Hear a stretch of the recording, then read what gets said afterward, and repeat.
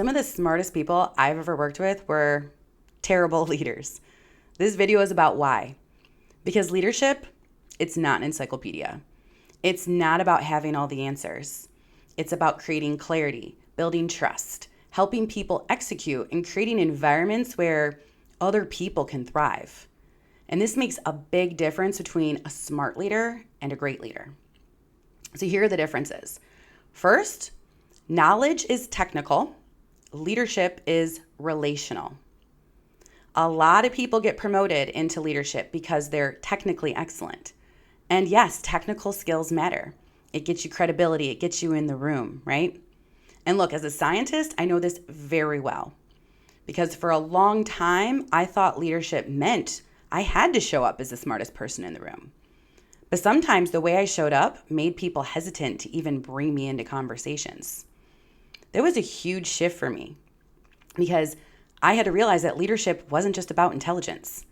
It's relational.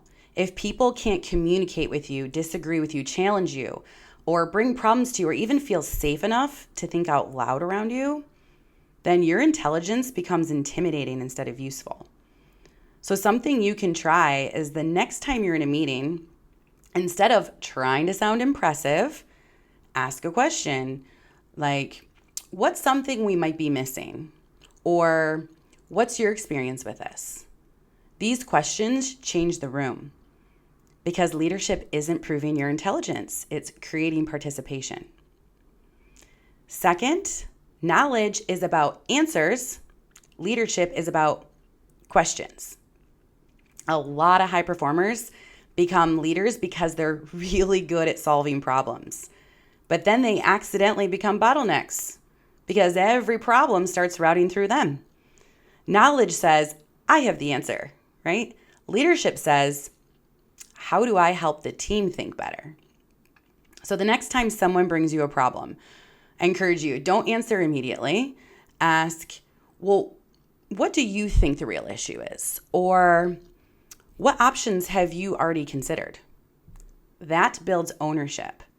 Because if your team always needs your thinking, you're not scaling leadership, you're scaling dependence.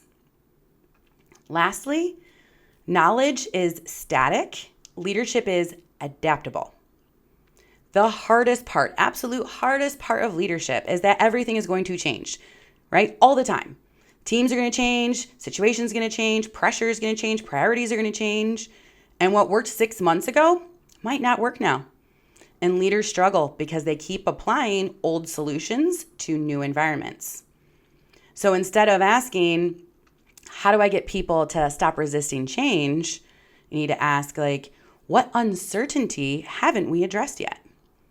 Because resistance is often a lack of clarity, not a lack of capability. And people will move faster when they understand where they're going and why it matters. So be adaptable. Now, let's not get it confused at all, okay? Knowledge matters, but leadership is what happens between people. It's communication, adaptability, self-awareness, emotional regulation, and decision-making under pressure. And really, some of the best leaders I've ever seen and had the pleasure to work with, they weren't the smartest person in the room. They were the people who made the room better. And look, this is exactly what I do at Rooted for Success. Leaders like you don't often need more knowledge. They need a space to practice leadership differently, to slow down enough to see how they're showing up, to build more effective communication, to build better habits, be more self-aware. Because we are out there executing all day, right?